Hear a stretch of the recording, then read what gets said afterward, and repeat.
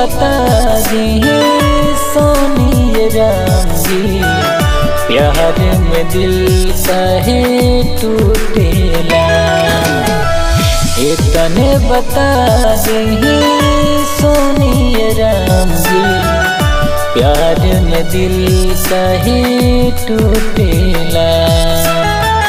जेकरा के आपन समझिल है, हमरा से काहे रूठेला।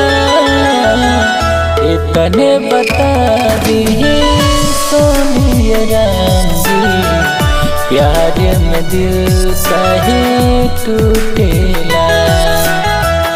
इतने बता दिए सोनिए राम जी, प्यार में दिल काहे टूटेला।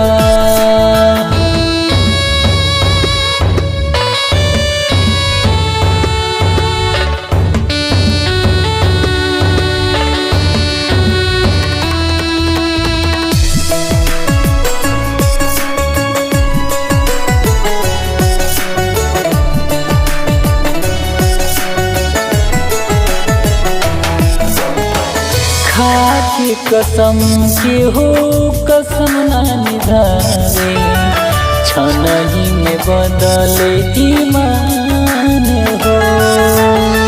हो खेला दर्द दिल में समझ न आवे, होई जाला देहिया बेजान हो।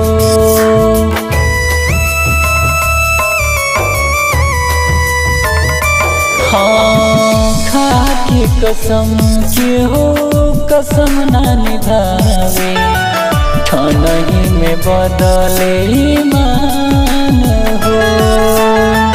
हो खेला दर्द दिल में समझ न आवे, होई जाला देहिया बेजान हो।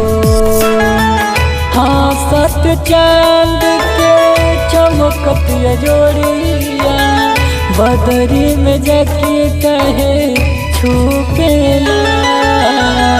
इतने बता दिए सोनिए राम जी, प्यार में दिल काहे टूटेला। इतने बता दिए सोनिए राम जी, प्यार में दिल काहे टूटेला।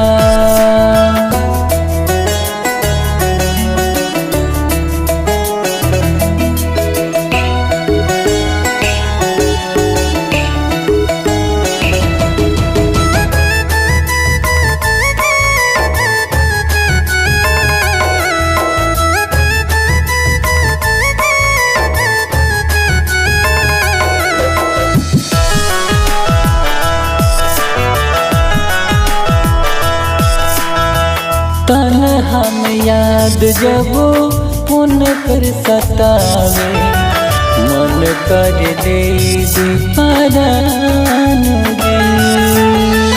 ऐसन प्यार बोली कि दुनिया में काहे के बनौनी भगवान जी।